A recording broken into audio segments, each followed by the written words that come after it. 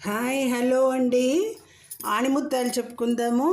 తప్పును అర్థం చేసుకొని సరిదిద్దుకున్న రోజే పతనానికి దూరంగా విజయానికి దగ్గరగా నడవగలుగుతాం. స్వర్గం నరకం చచ్చాక ఎక్కడో ఉంటాయనుకుంటారు చాలామంది. కానీ అవి బ్రతికుండగానే భూలోకంలోనే ఉన్నాయి. ఎవరిని ఇబ్బంది పెట్టకుండా నీ పని నువ్వు చేసుకుంటే ఆ రాత్రి హాయిగా నిద్రపోతావు. అదే స్వర్గం. కానీ ఎవరినైనా ఇబ్బంది పెట్టాలని ఆలోచిస్తే ఆ ఆలోచనే నిన్ను నిద్రలోనూ తినేస్తుంది. అదే నరకం. మొండితనం సాధించడంలో ఉండాలి, వాదించడంలో కాదు. అవసరంతో వచ్చే పొగడ్తకు, అభిమానంతో వచ్చే పొగడ్తకు తేడా తెలుసుకోకుండా పొంగిపోతే ఆడించేవారు ఎక్కువ అవుతారు. మనము నడుస్తూ పడిపోతే ఎవరూ చూడకముందే లేచి నిలబడాలి.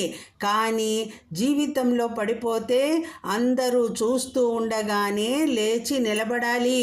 చిన్నప్పుడు నిద్ర లేవడానికి కష్టపడతాం, బాధ్యతలు వచ్చాక నిద్ర పోవడానికి కష్టపడతాం. ఇంతే మరి జీవితం అంటే దండి. ఇప్పుడు జీవిత సత్యాలు చెప్పుకుందాం. ఒక దశ నడుస్తూ ఉంటుంది జీవితంలో. కాలం ఖాళీగా వెళ్ళిపోతూ ఉంటుంది.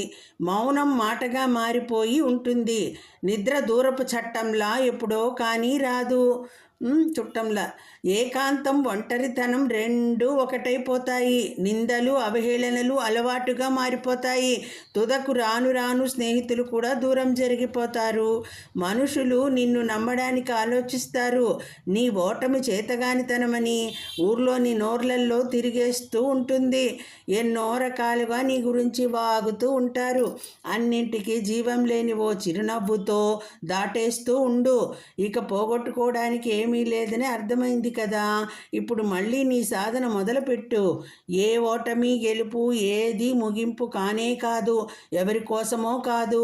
ఈ యుద్ధం నీది, నీలోనిది. పడితే నేర్చుకో, తగిలితే ఓర్చుకో, తీరు మార్చుకో.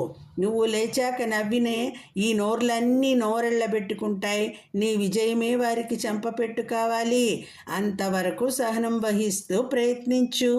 నచ్చిందండి వీడియో? నచ్చితే లైక్ చేయండి. సర్వం కృష్ణార్పణమస్తు.